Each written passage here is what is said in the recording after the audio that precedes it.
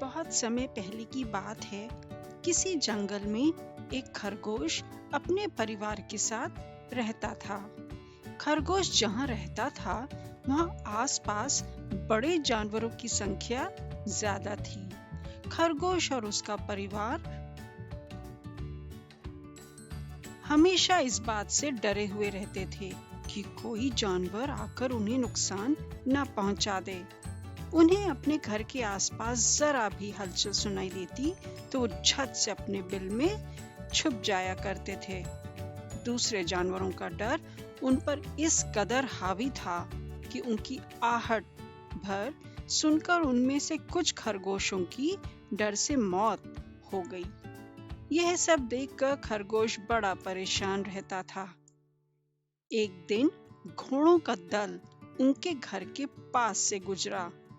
घोड़ों की आवाज सुनकर सभी सहम गए और हमेशा की तरह अपने बिल में छुप गए। डर से पूरा दिन कोई बिल से बाहर खाने की तलाश में भी नहीं गया।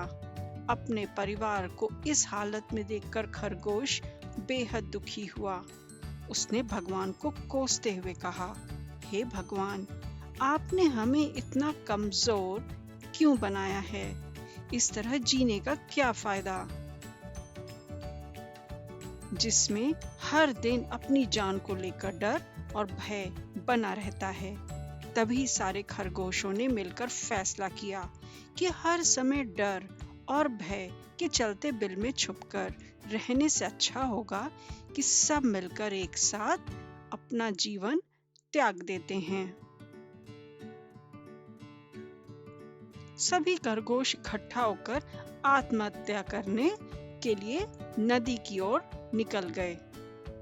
नियत समय पर खरगोश और उसका परिवार नदी के पास पहुंचे। नदी के पास कई सारे चूहों के बिल थे।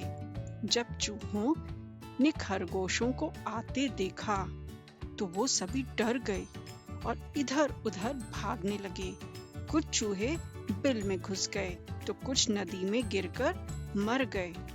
चारों तरफ अफरा तफरी का माहौल था। यह देखकर खरगोश दंग रह गए। उन्हें इस बात का यकीन नहीं हो रहा था कि उन्हें देखकर भी किसी में दहशत हो सकती है।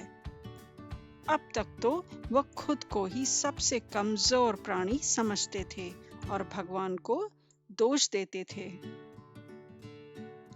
अब खरगोशों की समझ में आ गया था कि भगवान ने दुनिया में अलग अलग खासियत के साथ जीव जंतु बनाए हैं।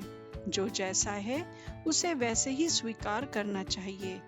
अगर किसी में कमी है तो उसमें कुछ गुण भी हैं। हर किसी में एक जैसे गुण नहीं हो सकते। ये समझने के बाद खरगोश और उसका परिवार घर वापस लौट गए।